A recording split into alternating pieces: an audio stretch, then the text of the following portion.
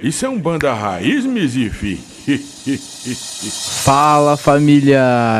Seja mais que bem-vindo a mais um episódio do seu podcast favorito, um Banda Raiz. Podcast que fala sobre desenvolvimento espiritual, sobre espiritualidade e afins. Espero que esse episódio possa agregar muito à sua vida, tal qual os ensinamentos do mestre Gustavo Tigu também agregam a minha vida aqui e a de todos que escutam esse podcast. Fala comigo, Tigu. Opa! Fala, Breno Menezes. Fala, Rafa Mendes. Estamos aqui. Tamo nosso podcast do coração, podcast Umbanda Raiz. Aquele que tenta, dentro dos meandros da simplicidade, da humildade e de busca constante do que é real, do que é verdadeiro, mostrar um pouquinho dessa nossa mãe de todas as religiões, né, a Senhora dos Véus, a Umbanda de todos nós, a Umbanda esotérica que nós praticamos, trazer um pouquinho de experiências, né, de troca de experiências, tanto minha como suas, etc., e tentar chegar num ponto comum. E hoje, então, qual que é a pergunta, Breno? O que você vai me perguntar hoje? Lembrando aí para os ouvintes, quem quiser mandar perguntas aí para o nosso podcast, para os próximos episódios, é só acessar no Instagram Templo Solar Tu És e mandar lá a sua pergunta, beleza? Vamos lá, Breno. Boa, obrigado, grande Rafa.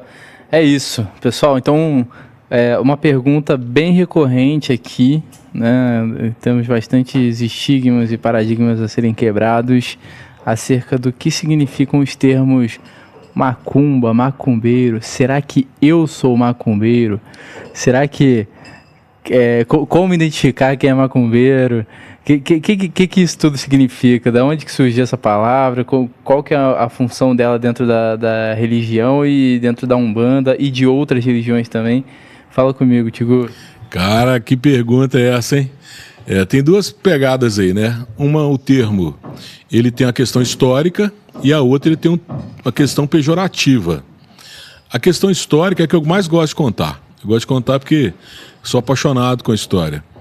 E segundo me contaram, com a abolição da escravatura em 1888, através da Lei Áurea, né, do dia 13 de maio, decreto imperial, acho que é 3389, assinado pela nossa grande mãe brasileira, né, a princesa Isabel, os escravos foram colocados em liberdade, não do dia para a noite.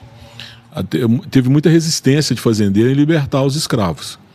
E quando, ou na medida que eles eram liberados, eles não tinham casa, não tinha terreno, não tinha para onde ir. E onde que eles ficaram? Ao redor das grandes cidades. E um dos fenômenos que mais marcou essa questão foi no Rio de Janeiro, onde os escravos foram conduzidos para os subúrbios e ocuparam alguns morros do Rio.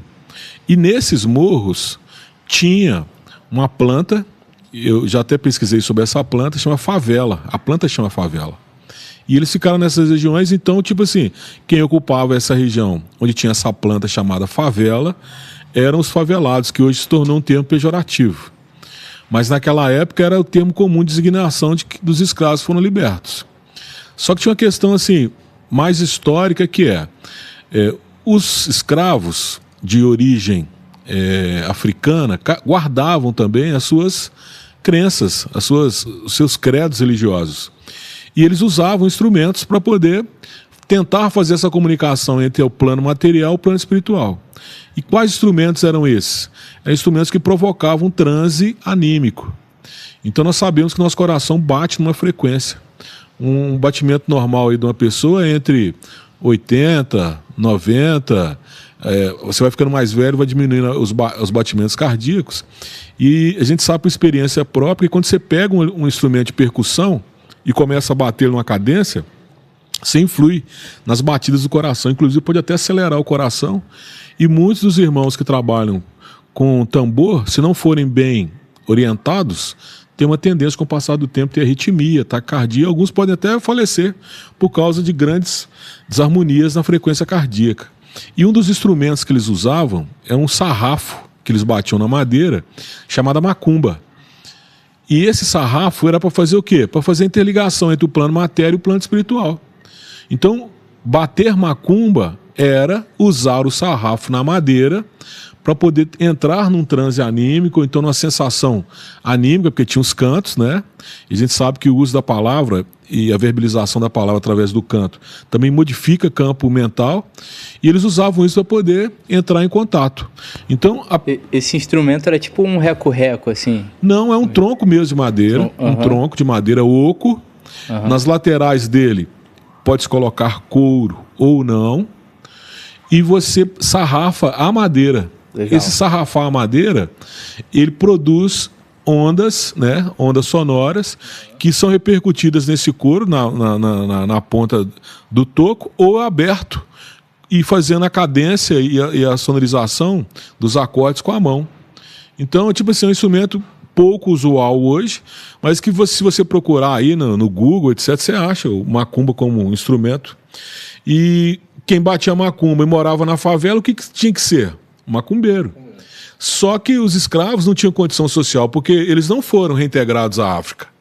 Eles ficaram aqui, ó, os escravos são libertos. Nós vamos colocar um navio e vamos mandar todo mundo de volta para a África? Não, vão ficar por aí. Problema deles. E o que aconteceu? Começaram a morar em locais e zonas onde a insalubridade de vida normal era das piores.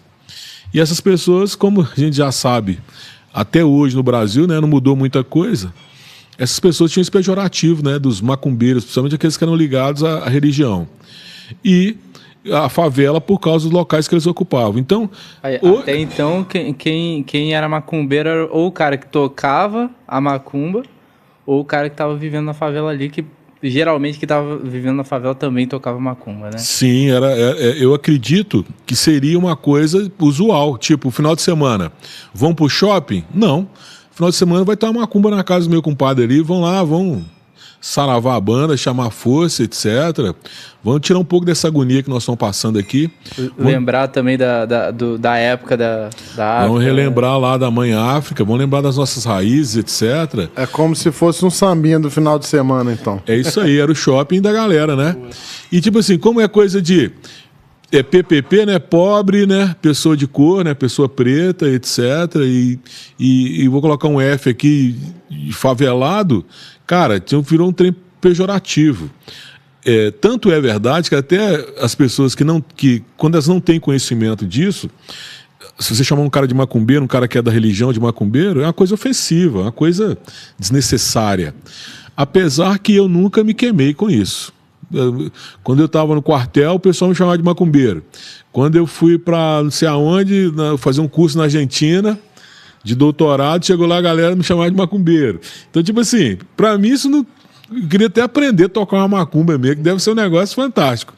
Não tive a oportunidade de que eu consiga. Mas tem essa diferençazinha, esse brocado aí, essa bobagem. E como nós vivemos num país que o português é muito fértil, né? Então é usado de forma pejorativa. É deseducado chamar uma pessoa de macumbeiro? Sim. Mas é real aquele que faz do instrumento macumba uma atividade musical, artística, etc., às vezes por um elogio, falar que é um grande macumbeiro, sim. Agora eles aliam macumba a questão de magia negra, de baixo espiritismo, de baixa frequência vibratória, questão viciosa, etc. O próprio termo magia negra tem esse tom pejorativo por ter a palavra negro Sim. Nós temos que pensar que a Europa foi dominada pelos muçulmanos, né? A Europa ela foi dominada 2 vezes pela raça negra, que foi uma raça que habitou o planeta, em grande maioria, e essa raça dominou toda a Ásia e toda a Europa, e tipo assim, os caras eram altamente avançados. Você vê aquele filme lá de Hollywood, que tem lá o Pantera Negra, né? Eram raças altamente avançadas, que também se perderam pela essa confluência de receberem espíritos em faixa vibratória mais baixa, e as raças vão sendo alternadas, né? Começa lá na pré-adâmica, na adâmica, tem uma mais antiga ainda, antediluviana, depois vem a raça amarela, depois vem a raça negra, né? Que foi que ocupou, que eu estou falando agora. Nós estamos agora na raça Atlântida, e vai vir uma raça, já teve a raça amarela, né? Nós estamos na raça Atlântida, agora vai vir a raça azul. Agora, quando, que dia e que hora, eu não sei, porque os ciclos, eles têm um marco inicial. Mas hoje, em 2025, eu não consigo saber qual que é o nosso marco inicial. E nem se é o tempo de... Tem irmãos que falam que são 3.800 anos que uma raça acaba ocupando. Tem outros que falam que são 5.500, conforme fundamentos da Bíblia. Mas uma hora chega essa raça. E a raça azul não é que as pessoas vão ser azuis. O aura da pessoa é que vai ser azul. Hoje nós temos uma grande gama de auras brancos. E os auras desses que são os enviados, que já estão chegando, estão misturados, né? São aura azul. Respondi aí? Ou tem mais? Ou ficou alguma celeuma? Tiago, uma última questão que eu tenho dúvida é o seguinte, essa aura azul que você fala seria mais ou menos a mesma coisa dos índicos, né? O pessoal do kardecismo fala, os índicos já estão começando a vir? Seria a mesma teoria, né? Sim, são os índicos, os de aura azul. E eu já vi várias auras azuis. Uma hora eu vou mostrar uma aura azul para vocês que eu fotografei. E tipo assim, se você quiser ver a aura, na hora que você acabar de tomar banho, você coloca o braço na parede do banheiro e encosta o rosto no antebraço e olha para sua pele, dá uma olhada para sua pele, que você vai ver se no campo da sua pele a cor do seu aura. Pode ser branquinho, uma fumacinha branca, ou pode ser azulado. Depois que você termina o banho, que você tem relaxamento, né? Você desarma bem depois do banho. Aí você coloca um braço na parede assim, encosta a ponta do nariz no antebraço e olha a sua pele assim, a pouca distância, e fica ali com o olhar fixo. Geralmente você consegue ver o aura. E um grande despertar do aura também é que ele aparece para você de uma hora para outra. Você está num ambiente, você começa a ver uma pessoa, no alto da cabeça dele você começa a ver uma fumaça, e a fumaça vai ficando branca, e vai ficando azul, e vai ficando amarela. Isso aí, depois com o tempo, fica uma coisa normal. Inclusive eu uso isso para poder ajustar os médios.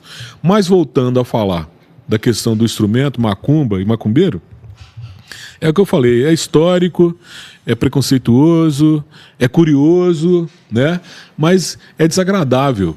Para os nossos irmãos que estão escutando hoje, não é bacana chamar alguém de macumbeiro hoje em dia. Não, mostra ignorância, né? Uhum. Mostra que você não sabe nem o que é um instrumento chamado macumba. Uhum. E tipo assim, o cara que é da religião, é mais agradável você chamar ele pelo nome, né? Todo mundo nasce, vai no cartório, registra o nome lá, né? E se você não sabe o nome, meu senhor, minha senhora, meu amigo, né? Meu brother, é menos vexatório do que você ficar gritando pra rua, macumbeiro, macumbeiro, macumbeiro, macumbeiro. E tipo assim, passando as pessoas te olhando e falando assim, nossa, que pobreza de percepção da vida, que falta de trato, etc. Se você não rasga para isso, vai e tá tudo certo, tem espaço no mundo para todo mundo. Boa, demais.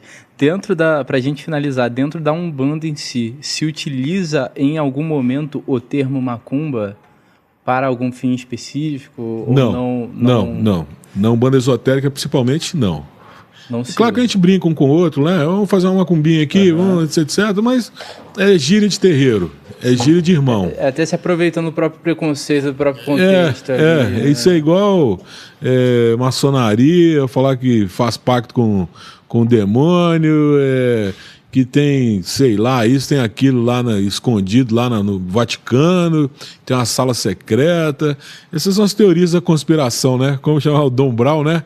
Aquele livro que nós estávamos comentando hoje mais cedo, Código da Vinci, né? Código da Vinci. Onde ele usou o evangelho apócrifo, né? De Madalena, e o evangelho apócrifo de Jesus. Escreveu aquela obra, aquele filme, um livro primeiro, depois virou um filme, que é fantástico e nos faz pensar. Inclusive, os evangelhos apócrifos, estou lendo agora o livro lá de Adão e Eva, ele fala muito de um podcast que nós gravamos aqui do Reino Virginal, onde eu falo que a questão de Adão e Eva estão ligadas a duas energias, e nesse evangelho fica muito clara essa questão dessas energias eterno masculino, eterno feminino, ativa, passiva e etc., que são as energias que fazem o mundo funcionar. Fechou? Vamos falar comigo aí, como é que ficou? Fechou demais. Por mim aqui, todas as dúvidas sanadas. Espero que você, nosso ouvinte, tenha saído desse episódio um pouco menos ignorante aí, que eu acho que é o foco, né, de todo mundo que está escutando aqui, da gente sempre ter um pouquinho mais de consciência acerca das coisas. Fala comigo, Rafa, o que você achou desse episódio? É isso aí, mais um episódio com muito esclarecimento aí do Tio Gu. E por mim tá respondido. Bora pro próximo? Bora pro próximo. Fica aí que no próximo episódio nós teremos aí uma série de respostas às perguntas que os nossos ouvintes fazem lá no Instagram, @TemploSolarTués. Só pesquisar isso ali no Tués, T-U-E-S, lá no Instagram. Volta e meia, a nossa equipe está abrindo uma caixinha de perguntas lá para você conseguir fazer suas perguntas acerca da Umbanda, do esoterismo, enfim, da espiritualidade no geral. Fechou? É isso. Tamo junto, um abraço e até o próximo episódio. Valeu! Isso é um banda raiz, Mizifi.